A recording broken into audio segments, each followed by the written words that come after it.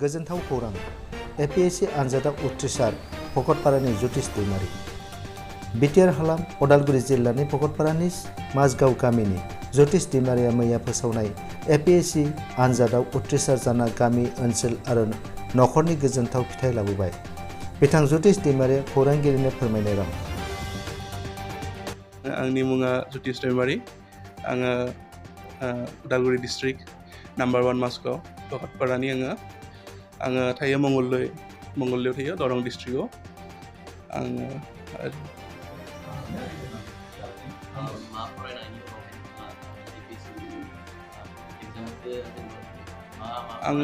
आं actually Guwahati इउनिभार्सिटिनिफ्राय masters इन जुल'जि pass out जानायमोन आङो 2019 आव।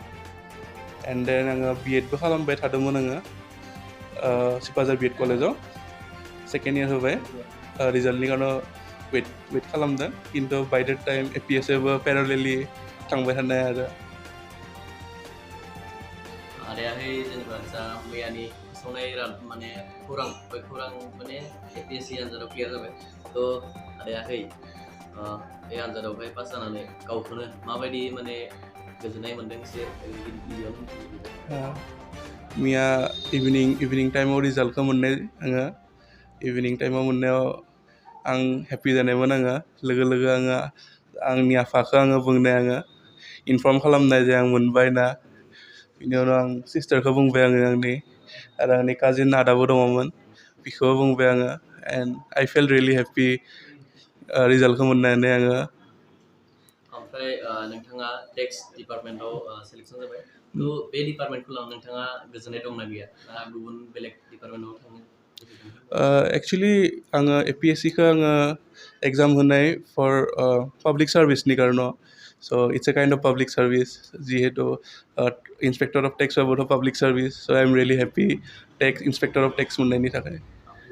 नोंथाङा बे मासियाव उथ्रिसार जानायनि थाखाय नोंथाङा सोरखौ माने स्पेसियेलि मा होनो थेंक्स बा नों साबायखर बावनो सानगोन? स्पेसियेल थेंक्स आंनि आफा।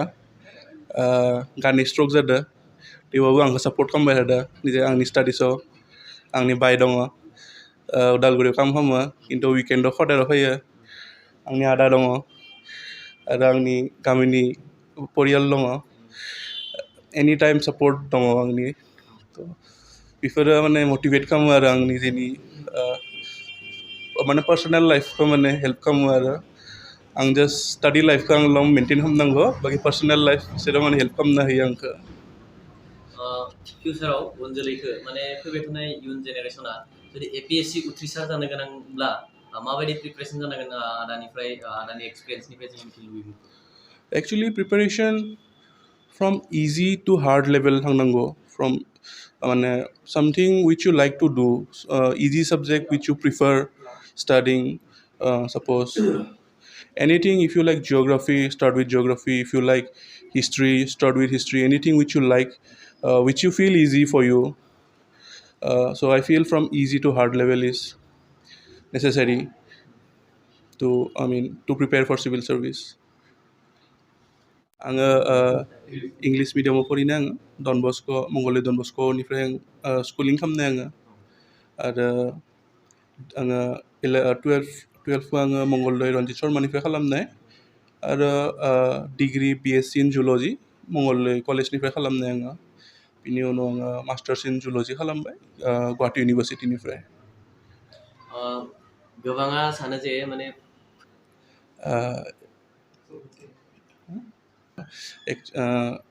दा गभर्नमेन्ट अफ आसाम एबार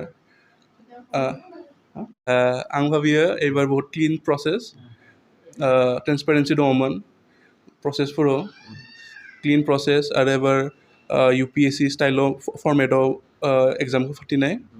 थ' आइ थिंक माने क्लिन प्रसेस जादों एबार, स्वस्थ आरो निका जादों।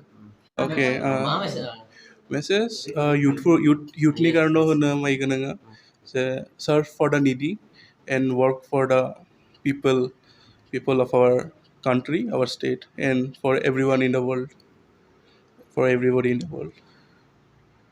आं बेखौनो बुंनो सानगोन, वर्क फर माने ग्रेटार ससाइटि।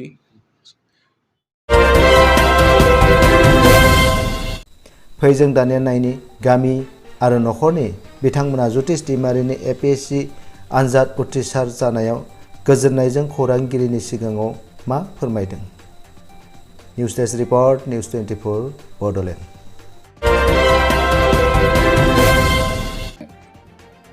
गोजोन बे बेलासिनि गाहाम हामलायनायखौ जासिग्रोहरनाय जाबाय।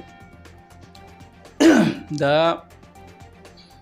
गमामायैनो जोंनि जतिश दैमारिनि जाबा मैयानि ओंखारनाय APSC नि रिजाल्ट जोंखौ थारैनो गोजोनग्लाय होदों। जों गामिनि हिसाबै गावनि असे जोंनि बर' फिसा हिसाबै आंनि बिबागिनि हिसाबैबो थारमाने ओरैबायदि प्राउड फिल खालामदों। थारमाने बेखौ जों दा माने मोनसे रावजों फोरमायथिनो हाया। जों सानोमोन जोंनि बर'फ्रालाय मालाथो बेफोरबायदि गोजौ थाखोनि एग्जामफ्राव देरहासारनो हानो। दा जोंनियाव मोनसे माने माबा दंमोन, जोंहा सन्देह दंमोन, डाउट दंमोन जे बेनो जाय समाव राकेश पालआ APSC नि चेयारमेन जानानै जा रोखोमै थारमाने भ्रष्टाचारिखौ खालामबाय। दा बै समाव एसेबां माने लाख लाख फैसानि लेनदेननि गेजेरजों माने बेफोर साख्रिनि जिथु माने एग्जाम बेयाव उथ्रिसारनो हायोमोन बा बेफोरबादि मानसियासो साख्रिखौ मोननो हायो, पास खालामनो हायो होननानै जोंहा फोथायनाय दंमोन। जायनि जाहोनाव जोंनि बेफोरबादि रिमट एरिया माने गोग्लैसोना थानाय गामिनि जोंनि बर' फरायसाफ्राथ' माने नाजानानैबो अनेक रिटेनाव पास खालामनानैबो मेइनाव पास खालामनानै भाइभायावनो फेल जाग्रा अनेक जों नुबोदों आरो जाय नार्भासनेसआ जोंनि बर'फोरनि गेजेराव दङ, जोंनि माने यां जेनेरेसनफोरनि गेजेराव दंमोन। माने बेखौ जों कनफिडेन्सआव लानो हायाखैमोन। दा जेब्ला गिबियावनो आरो आं आसामनि जिथु चिफ मिनिस्टार माने गिबि मन्थ्रि डक्टर हिमन्त बिश्व शर्मा सारखौ जों माने हामग्लायनाय बावहरनो सानदों। बिथांनि जाबा माने स्वच्छ आरो निका जिथु माने सिलेक्सननि बा साख्रि थिसननायनि जाबा माने प्रसेस लादों, बेखौ जों गमामायैनो बाख्नायथारनांगोन। बिथांनि नाजानायाव दिनै आसामाव जिथु 1 लाखनि उनावफोरखौ माने थिसननायनि बा एपइन्टमेन्ट होनायनि जिथु थिरांथा लादो, बेयाव गमामायैनो जोंहा नुनो मोनदों जे दा आगोलाव जालांनाय जेबा पुलिस माने रिक्रुटमेन्ट दा 4 ग्रेडनि रिजाल्ट होलांबाय, 3 ग्रेडनि ओरै मोननो दङ। दा बेफोरखौ जों नुनानै जों गावनि माने मोनसे बेखौ सेल्फ कनफिडेन्स लानो हायो जे जोंनि गथ'फ्राबो जुदि गावनि मेरिटजों गावनि मेलेमजों जुदि मोजाङै जुदि माने फरायनानै स्टाडि खालामनानै जुदि आनजादाव जिरायनानै मोजाङै लिरोब्ला जे पास खालामनो हायो। दा बेवहाय खुनु थाखा फैसानि जोंहा गोनांथि गैया। दा बेखौ जों माने फोथायनाय फैबाय, जोंनो माने मोनसे कनफिडेन्सआ फैदो। आरो बेनि थाखायनो जों माने government of Assam, government of इन्डियाफोरखौ जोंनिफ्राय जों माने लट अफ थेंक्स जों जासिदों। आरो आं बेखौ बुंनो सानदों जों गामिनि जानानै माने अनेक जों माने गोजोनदों। जोंहा मोनसे माने भिक्टरि जों सेलेब्रेसन खालामगोन दा फैगोन मंगलबारै जोंहा बाथौ थानसालियाव माने बाथौ सिबिनायनि गेजेरजोंनो जों मोनसे माने वेलकाम सेरेमनि लादों। बे माने जतिश दैमारिखौ बरायनाय हिसाबै गामियाव जोंहा गामिनि थानसालियाव आरो गामिनि थानसालियावनो बायदिसिना सिबिनाय बावथाय होनानै बिथाङा माने बिथांखौनो बुंनि आं माबाबो दा बिसोर माने बेनाव माने एखेबारे मा बुङो फेथनेस जाबा इसोरखौ फोथायनाया दङ। आरो ओरैबायदि माने हाम्बोल जेन्टोल अमायक माने जेबो माने मा बुङो बेखौ आल्टु फाल्टु मोनसे माबाखौ बिनियाव केरेक्टार बा माबाखौ जों नुनो मोनाखै। जा फरायनायानो आं बेवहाय आरो मोनसे आं दुखु फोरमायनो सानदों। आरो माने बेनो माने जोबथाखांनाय फिसामोन, जिहेथु दिनै जोंनि बे माने बुहुमाव बिमाया जोंनि गेजेराव गैलिया। बिमानि मुङामोन माने रुंसारि बनमालि दैमारि, जोंनिनो बाय जायो, बिब' जायो। दा बे हिसाबै थारमाने बिमायाथ' आरोबाव माने माबासिनमोन, बेनि थाखाय माने थैना थांजानाय।